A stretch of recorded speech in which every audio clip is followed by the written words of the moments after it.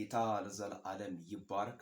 ምህረትና ቸርነቱን አብዝቶልን በሰላም አሳድሮን ዛሬ 10/6 ወር 2018 ላይ እግዚአብሔር በዚህ ቀን በዚህ ሰዓት አገናኝቶናል። የእግዚአብሔርን ወንጌል እንሰብካለን። ጌታ በእርግጥ ከኛ ጋር ነው፣ ከኔ ጋር ነው። ጌታ እግዚአብሔር አምላክ ይናገረኛል። እግዚአብሔር አምላክ ለሚናገረኝ ድምፅ ደግሞ ጊዜ ቦታ ሰጠዋለሁ፣ እግዚአብሔርን ታዘዋለሁና ጌታ ለዘላለም ይባረክ። እንግዲህ ጌታን ወንጌል እንድናገለግል እግዚአብሔር ከፈቀደልን ከረዳን ካገዘን እንዲህ እንለዋለን፣ መዳን በሌላ በማንም የለም እንድንበት ዘንድ ከሰማይ በታች የተሰጠን ስም ኢየሱስ ነው እያልን ዛሬም ይህንን ወንጌል ከፍ እናደርጋለን።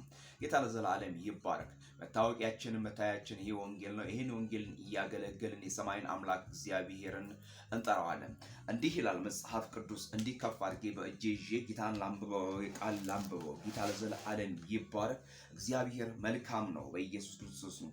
እንዲህ የሚል ቃል አለ ጳውሎስ ሲናገር ለቆሮንቶስ ሰዎች በምዕራፍ 6 ላይ ከቁጥር 5 ላይ እንዲህ የሚል ቃል አለ። ሞትን በሚመስልም ሞት ከእርሱ ጋርም ከተባበርን ትንሣኤውን በሚመስል ትንሣኤ ደግሞ ከእርሱ ጋር እንተባበራለን። ሞቱን በሚመስል ሞት ከእርሱ ጋር ከተባበርን ትንሣኤ በሚመስል ደግሞ ትንሣኤው ከእርሱ ጋር እንተባበራለን። ስለዚህ ምን ማለት ነው? ጳውሎስ ሲናገር በክርስቶስ ወንጌል ላይ ስናልፍ ይህንን ወንጌል ስናገለግል በሚገጥመን መከራ በሚገጥመን ፈተና መካከል የጌታን ወንጌል ስናገለግል ጌታ ሞቱን ትንሣኤውን ሞቶልናል። ስለኛ ስለ ኃጢአታችን ስለ በደላችን ሞቶልናል። ሞቱን በሚመስለው ከተባበርን ትንሣኤውን በሚመስለው እንተባበራለን። ሞቱን በሚመስለው ምንድን ነው? የዓለምን ነገር የዓለምን ኃጢአት የዓለምን ውርደት ሁሉን ተሸክሞ ሞተልን። ክርስቲያኑም በባህሪው እንደዛ ነው መሆን ያለበት።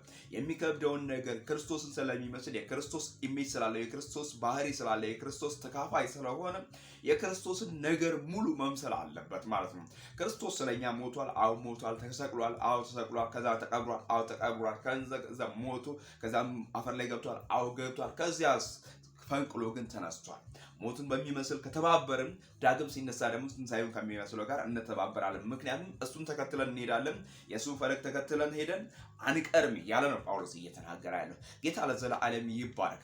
እንግዲህ በገጠመን ባለንበት በሄድንበት ቦታ ሁሉ ሞቱን በሚመስለው ከተባበርን ትንሣኤውን በሚመስለው ደግሞ አብረን ዳግም እንተባበራለንና ይሄንን ደግሞ ከክርስቶስ የተማርነውን ወንጌል የእግዚአብሔርን ወንጌል እንድንናገር እግዚአብሔር እንድናገለግል ይላል ጳውሎስ። እንግዲህ ስለ ጳውሎስ ባህሪ ስለ ጳውሎስ አካሄድ ስለ ጳውሎስ አመጣጥ ብዙ ብናገር ሐዋርያ ሥራ በደንብ ትንትን አድርጎ ያስረዳናል። ሐዋርያ ሥራ ከምዕራፍ 1 እስከ ምዕራፍ 8 ድረስ ባለው ጳውሎስ ዘጋ አሳዳጅ ነበረ፣ በጣም ገዳይ ነበረ፣ በጣም አሳሪ ነበረ፣ በጣም የእግዚአብሔርን ወንጌል የሚያገለግሉትን ጨቋኝ ነበር። ነገር ግን በደማስቆ መንገድ ላይ እግዚአብሔር አምላክ አገኘው። ጌታ ኢየሱስ ክርስቶስ አገኘውና አይኑን ያዘለት። አይኑን ከያዘለት በኋላ የምታሳድደኝ እኔ ኢየሱስ ነኝ አለ። ሳውል ሳውል አለው። ማንህ አለው። ጌታዊ አንተ ማነህ? አንተ የምታሳድደኝ እኔ ናዝሬቱ ኢየሱስ ነኝ አለው። ምን ላደርግልህ ዘንድ ትወዳለህ? ምን ላደርግልህ?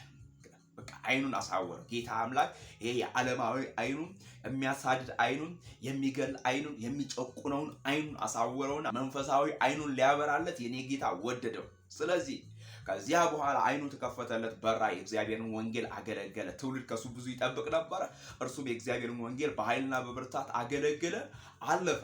እግዚአብሔር አምላክ መልካም ነው። ስለዚህ ሮሜ ላይ እዚህ ጋር ሲመጣ እንዲህ ነው፣ ሞቱን በሚመስለው ከተባበረን ትንሣኤውን በሚመስለው ደግሞ እንተባበራለን። ወዳጆቼ ወንድሞቼ ሁሌ ቤዝ ሊኖራችሁ ይገባል። የእግዚአብሔርን ወንጌል ለማገልገል በእግዚአብሔር ቃል ለመኖር ቤዝ ሊኖራችሁ ይገባል። ስለዚህ ምንድን ነው ቤዛችን? የምንመስል ነገር መምሰያችን፣ መታያችን፣ መድመቂያችን፣ መውጫችን፣ መግቢያችን የእግዚአብሔር ቃል ሊሆን ይገባል። ጌታ ለዘላለም ይባረክ። መዳን በሌላ በማንም የለም እንድንበት ዘንድ ከሰማይ በታች የተሰጠን ስም ኢየሱስ ነው። የልጁ የኢየሱስ ክርስቶስ ደም ከኃጢአት ሁሉ ያድናል። ጌታ ለዘላለም ይባረክ። ኢየሱስ ጌታ ነው።